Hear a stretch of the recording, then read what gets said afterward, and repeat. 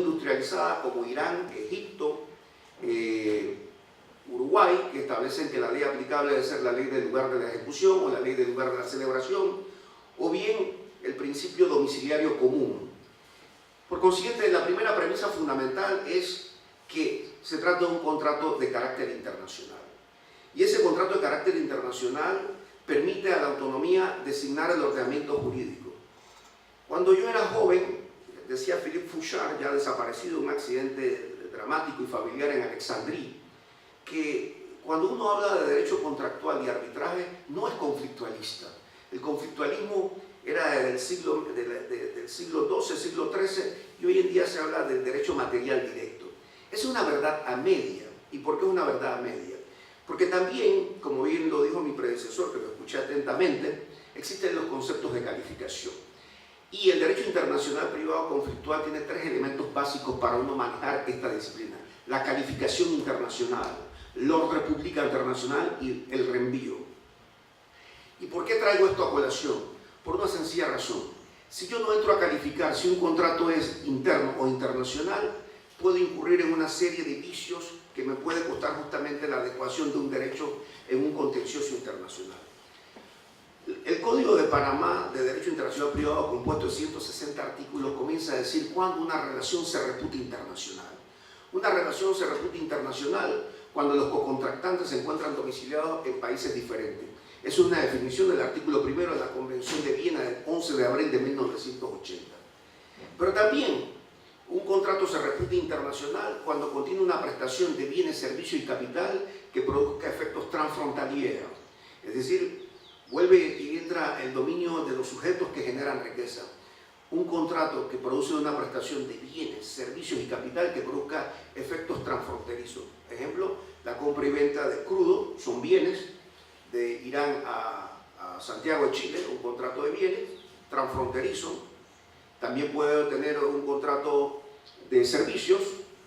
Pitt Marwick and Mitchell de Chile hace un análisis sobre una gran represa en Ecuador y da un examen contable y financiero.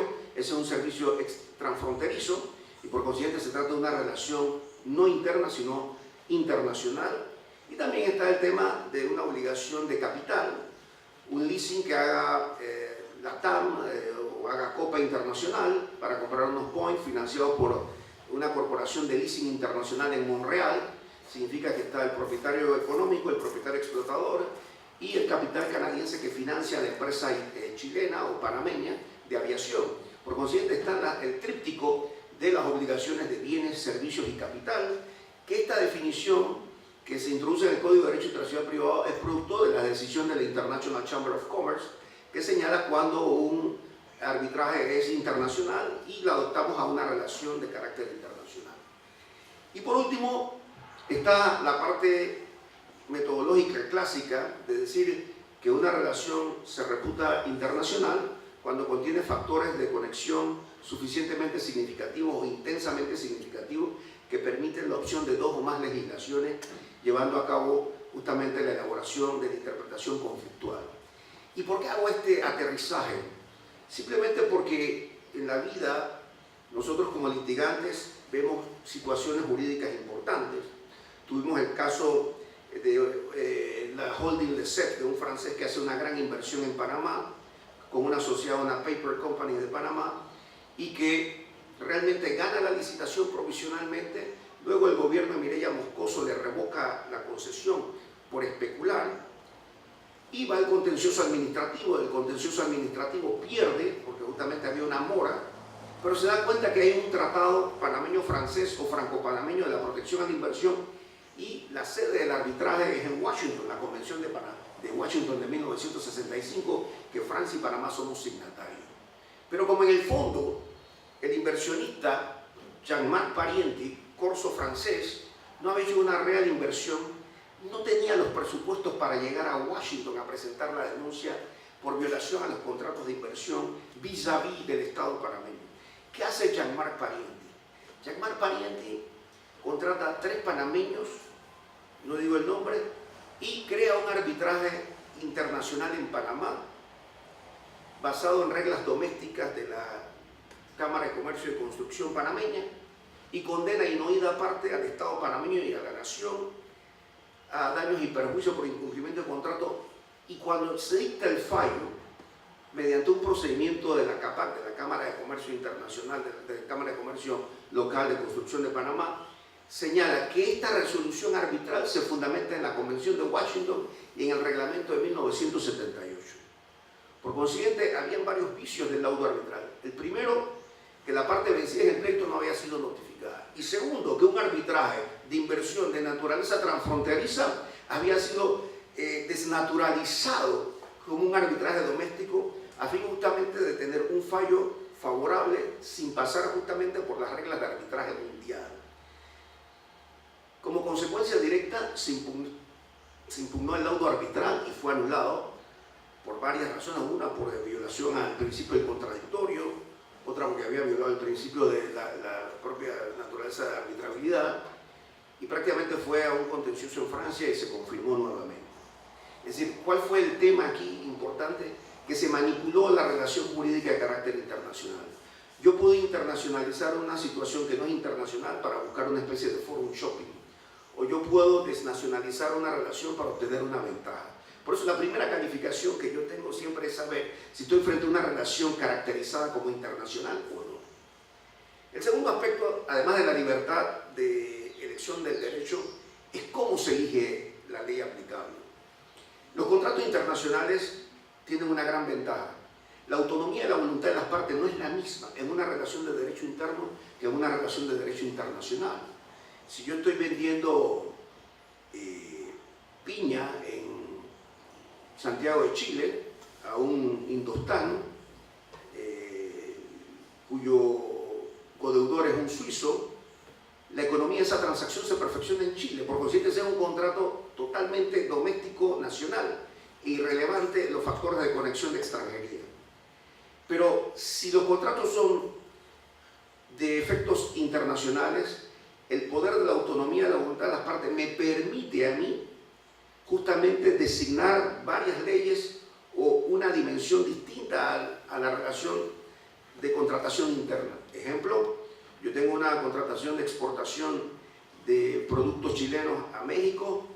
México puede decir, bueno, los contratos se perfeccionan por la ley del lugar de su ejecución.